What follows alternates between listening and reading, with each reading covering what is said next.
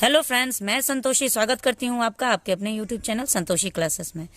आज मैं एक वीडियो लेके आई हूँ जिसमें हम स्टोरी पढ़ेंगे। स्टोरी का नाम है three friends and A fisherman. जैसा कि आप लोग टॉपिक में देख सकते हैं, हेडिंग में देख सकते हैं। इसका मैंने रेड पेन से एक एक वर्ड का हिंदी अर्थ लिख दिया है ताकि आपको स्टोरी को पढ़ने में और समझने में आसानी रहेगी। बीच बीच में ग्रामर का जो भी स्ट्रक्चर बनेगा उसके बारे में हम लोग बात करते चलेंगे। तो चलिए स्टार्ट करते हैं वीडियो को। टॉपिक है three friends and A fisherman. Three का मतलब 1 2 3 तीन होता है, ये तो सभी को पता है। फ्रेंड्स का मतलब होता है दोस्त, ठीक है। एस लगा है लेकिन फिर भी हम यहाँ पे दोस्त ही कहेंगे, दोस्तों नहीं कहेंगे, क्योंकि एस लगने के बाद भी हम दोस्त ही कहते हैं। 3 फ्रेंड्स हो 4 फ्रेंड्स हो, हम यहाँ पे दोस्त का ही यूज करते हैं। एंड मतलब और, ए मतलब एक। जहाँ पे भी हम ए देखते हैं इसका मतलब हम एक कहते हैं। ये एक पार्टिकुलर इंसान के बारे में बात हो रही है, इसलिए हम इसको एक कहते हैं। फिशरमैन, फिश से समझ लीजिए कि फिश का मतलब मछली होता है और मैन मतलब इंसान। तो फिशर मैन को हम हिंदी में मछुआरा कहते हैं। वैसा इंसान जिसका व्यवसाय होता है मछली पकड़ना, मछली बेचना, तो उसे हम मछुआरा कहते हैं हिंदी में, और इंग्लिश में उसे हम कहते हैं fisherman. Many fish live in a large pond. देखिए MANY, एम को हम मॉ कहते हैं, ए को अ कहते हैं, एन को न कहते हैं, वाई को ई कहते हैं। मैनी। अगर ए के उच्चारण में आप लोगों को प्रॉब्लम होती है, कहाँ पे ए पढ़ना है कहाँ पे आ पढ़ना है, तो आप मेरे चैनल पे जाके विजिट कर सकते हैं। तो मैनी फिश यानी बहुत सारी। मैनी का मतलब क्या होता है? बहुत ज्यादा, ठीक है। ज्यादा भी मछली होता है, बहुत भी होता है। मैनी काउंटेबल होता है, ठीक है। मैनी को हम काउंट कर सकते हैं।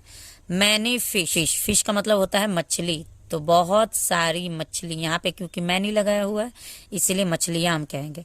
तो बहुत सारी मछलियां लिव, यहाँ पे लिव्ड नहीं है, इस बात पर ध्यान दीजिएगा। अक्सर स्टोरीज में हमें पास्ट टेंस का स्ट्रक्चर देखने को मिलता है, लेकिन इसमें हम लोग को पास्ट टेंस का स्ट्रक्चर नहीं देखने को मिल रहा है। ये हमारा प्रेजेंट टेंस का यहाँ पे स्ट्रक्चर होना है। Live, LIVE।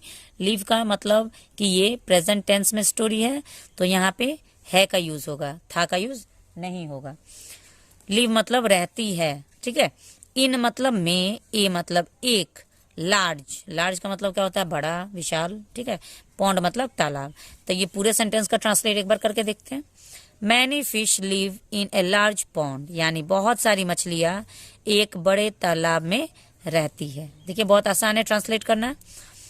Of all this fishes, यहाँ पे देखिए प्रिंटिंग मिस्टेक हो गया, यहाँ पे फिशेस होना चाहिए, इसलिए मैंने इसका हिंदी मछलियां लिख के रखा हुआ है ताकि ऐसे आप लोग को कंफ्यूजन ना हो। यहाँ पे फिशेस होना चाहिए, ठीक है। FISHES, fishes. Of all this fishes, यानी इन सभी मछलियों में से। ऑफ ऑल मतलब इनमें से, जितनी भी मछलियां तालाब में थी, क्योंकि बहुत सारी मछलियां थी, तो बहुत सारी मछलियों में से तीन, सिर्फ तीन। मछली तो भाई बहुत होगी ना तालाब में, गिन के तो होगी नहीं। तो उन सारी मछलियों में से सिर्फ 3 मछलियां, 3 फिशेज आर बेस्ट फ्रेंड। अब जैसे इंसानों में दोस्ती होती है, जाहिर सी बात है जानवरों में भी तो दोस्ती होती होगी ना, तो मछलियों में भी दोस्ती थी, उनकी भी दोस्त है। तो सारी मछलियों में से 3 मछलियां ऐसी थी जो बेस्ट फ्रेंड थी। भाई बहुत ही अच्छी बात है कि बेस्ट फ्रेंड, मछलियों में भी बेस्ट फ्रेंड होते हैं। तो बेस्ट फ्रेंड यानी कि अच्छे दोस्त थे। हु आर ऑलवेज टुगेदर, जो हमेशा, आर मतलब है, ऑलवेज मतलब हमेशा, टुगेदर मतलब एक साथ, ठीक है, एक साथ। तो उनमें से 3 मछलियां ऐसी थी जो कि बहुत ही अच्छी दोस्त थी। क्यों वो लोग अच्छे दोस्त थे, बेस्ट फ्रेंड थे? क्योंकि वो हमेशा एक साथ ही रहते थे, यानी तालाब में जहां भी रहेंगे एक साथ रहेंगे। दे नेवर सेपरेट, देखिए हम कैसे पढ़ रहे, दे नेवर सेपरेट। देखिए लंबा वर्ड है तो तोड़ तोड़ के पढ़िएगा, छोटा छोटा। मैं अपने हर वीडियो में कहती हूँ कि अगर लंबा लंबा वर्ड होता है तो उसको हम हिस्सों में, सेपरेट मतलब पार्ट्स में पढ़ते हैं। Separate. They never separate from each other, यानी वे कभी नहीं। नेवर का मतलब होता है कभी नहीं। सेपरेट मतलब अलग, यानी कि हिस्सा हो जाना, दूर हो जाना, सेपरेट हो जाना, किसी से क्या कहते हैं, जुदा हो जाना, ठीक है। तो अलग यहाँ पे मैंने कहा है। फ्रॉम मतलब से, यहाँ पे मैंने लिखा है, एक साथ लिख दिया। फ्रॉम ईच अदर मतलब एक दूसरे से, तो वे कभी भी एक दूसरे से अलग नहीं होते थे। 1 डे, एक दिन। 1 मतलब एक, डे मतलब दिन। ए फिशरमैन, एक मछुआरा। यहाँ पे हेडिंग में भी आप देख सकते हैं फिशरमैन मतलब क्या होता है, मछुआरा, ठीक है। तो एक दिन एक मछुआरा कम्स, यहाँ पे देखिए कम के साथ एस और ईएस का यूज हुआ। इसका मतलब कि प्रेजेंट इंडेफिनिट का स्ट्रक्चर है जिसमें हम एस या ईएस का यूज करते हैं सब्जेक्ट के हिसाब से, वर्ब के हिसाब से। तो कम्स मतलब आता है, ता है, ती है, कम का मतलब आना, और कम्स आता है। अगर यहाँ पे केम होता, ठीक है, ये देखिएगा, अगर पास्ट इंडेफिनिट होता तो यहाँ पे केम होता।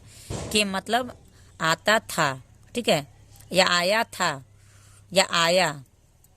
टू दिस पॉन्ड, इस तालाब में, टू मतलब में, दिस मतलब इस, पॉन्ड मतलब तालाब। तो एक दिन एक मछुआरा आता है इस तालाब में। सीइंग, देखिए यहाँ पे सीइंग, सीइंग मतलब देखकर। तो वो जो मछुआरा था वो तालाब में जब आया तो देखा कि बहुत ज्यादा मछलियां है। मच फिश, बहुत सारी मछलियां। वो मछलियां दिखती है ना, तैरती है तो पानी के ऊपर से भी दिखती है। तो एक दिन एक मछुआरा आता है उस तालाब के पास, क्योंकि वहां पे उसने बहुत सारी मछलियां देखी है। ही इनवाइट्स, ही कौन, वह, ये एक प्रोनाउन है, और ये प्रोनाउन किसके लिए यूज किया गया है? फिशरमैन के लिए यूज किया गया, मछली के लिए यूज नहीं किया गया है, फिशरमैन, ठीक है। तो एक दिन एक मछुआरा आता है उस तालाब के पास, वहां पे उसने बहुत सारी मछलियां देखा है, इसलिए उस तालाब के पास आता है। ही इनवाइट्स, ही इनवाइट्स, यहाँ पे भी प्रेजेंट इंडेफिनिट है, एस या ईएस का यूज किया गया है। इनवाइट का मतलब होता है आमंत्रित करना, और इनवाइट्स का मतलब आमंत्रित करता है। तो वो फिशरमैन आमंत्रित करता है अदर फिशरमैन, यानी किसी दूसरे फिशरमैन को, किसी और दूसरे फिशरमैन को भी आमंत्रित करता है। To drop their net, drop का मतलब डालना होता है, ठीक है, नेट यानी उनके जाल। तो एक फिशरमैन से तो होता नहीं है ना, तो वो एक और अपने दोस्त को बुलाता है, अपने फिशरमैन एक और को बुलाता है, और वहां पे वो कहता है कि यहाँ पे हम लोग जाल को डालते हैं। द 3 फिश आर अफ्रेड, अब जब वो लोग देखते हैं कि अरे ये तो जाल डालने वाला है, या वो लोग आपस में बात कर रहे थे कि आओ यहाँ पे, कल हम लोग यहाँ पे आके जाल डालेंगे, वो इनवाइट करता है, ठीक है। तो तीनों मछलियां जो थी वो डर गई। आर एफ्रेड मतलब यहाँ पे आर का यूज हुआ है।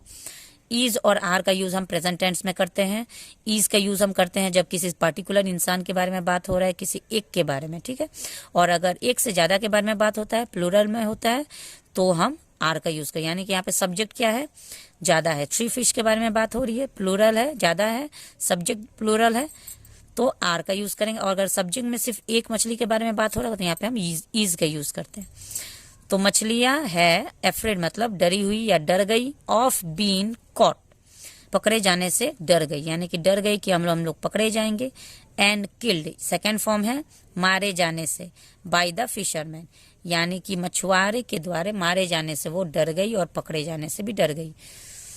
द वाइज फिश, अब उन तीनों में से एक बुद्धिमान, वाइज का मतलब होता है बुद्धिमान, फिश मतलब मछली, तो उन तीनों मछली में से एक मछली बहुत ही समझदार थी, बुद्धिमान थी, वाइज थी। एमोंग देम यानी उनमें से तीनों में से एक समझदार मछली, बुद्धिमान मछली। सेज का मतलब बोलती है या कहती है, दोनों ही सही होगा, बोलना या कहना ये सेम चीज होता है। We must found another pond, अब वो कहती है कि हमें दूसरा तालाब ढूंढना चाहिए। मस्ट का मतलब होता है चाहिए, शुड का मतलब भी चाहिए होता है, मस्ट का मतलब भी चाहिए होता है, लेकिन उसका भी अपवाद है, कहाँ पे किसका यूज करना है। अगर आप लोग को इससे रिलेटेड अगर वीडियो चाहिए तो कमेंट सेक्शन में जरूर बताइए, मैं इससे रिलेटेड भी वीडियो बना दूंगी। तो उन्होंने कहा कि हमें दूसरा तालाब ढूंढना चाहिए, एंड और get out of here quickly, और निकल जाना चाहिए। गेट आउट मतलब निकल जाना, हम कहते हैं ना गेट आउट फ्रॉम हेयर, तो इस रूम से निकल जाओ, get out from the room, room में से निकल जाओ।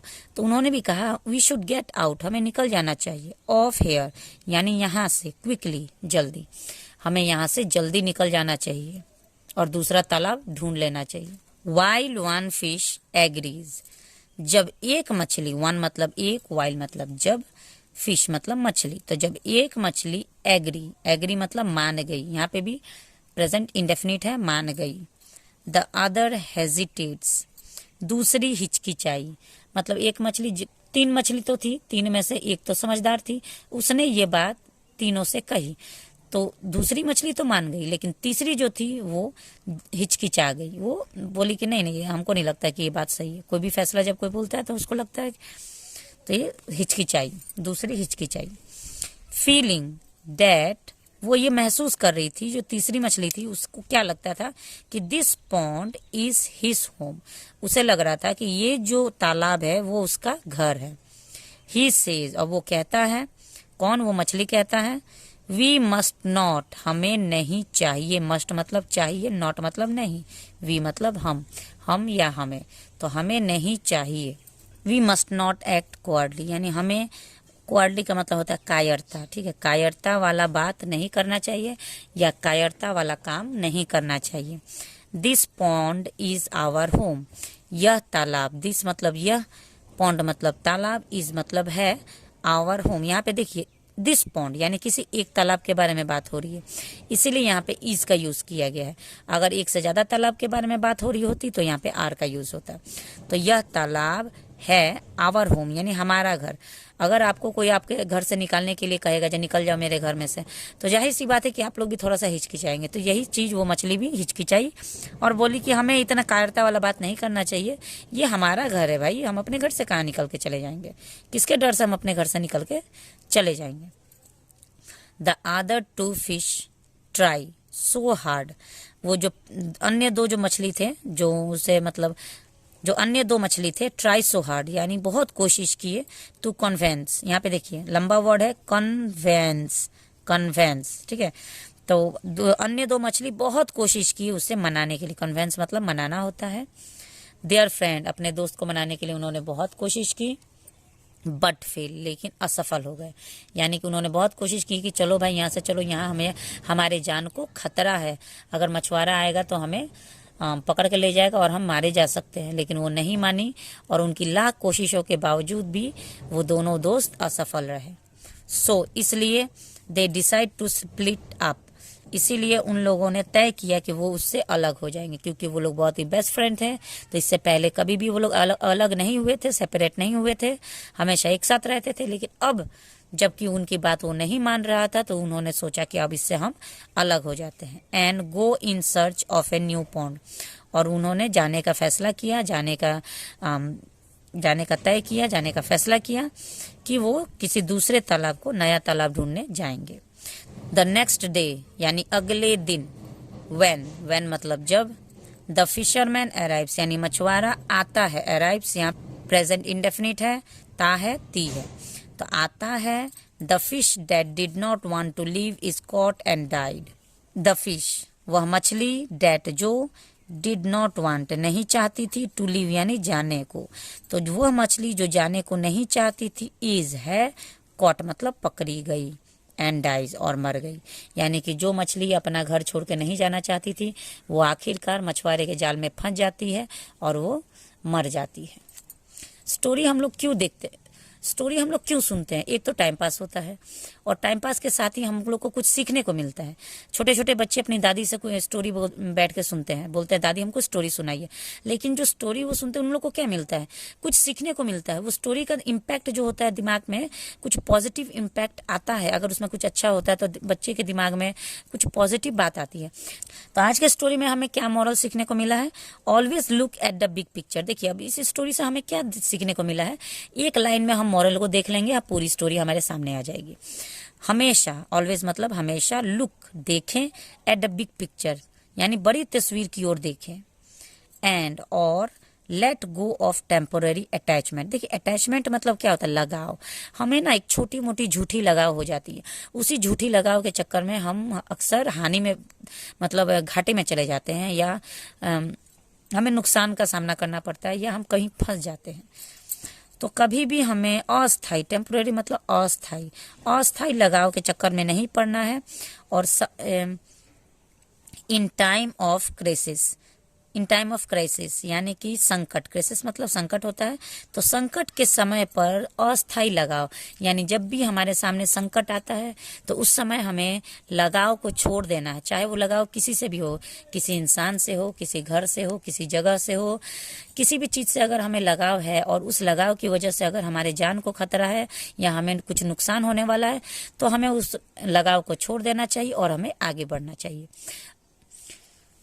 तो आज की स्टोरी बहुत ही अच्छी लगी। अगर आपको इस स्टोरी से कुछ सीखने को मिला तो प्लीज इस वीडियो को लाइक जरूर करिएगा। चैनल पे पहली बार मेरा वीडियो देख रहे हैं तो चैनल को सब्सक्राइब कर लीजिए। मिलते हैं नेक्स्ट वीडियो में एक और इंटरेस्टिंग स्टोरी के साथ। तब तक के लिए मेरे चैनल पे बने रहिए और अपनी सिस्टर को सपोर्ट करते रहिए। Thanks for watching the video and have a nice day.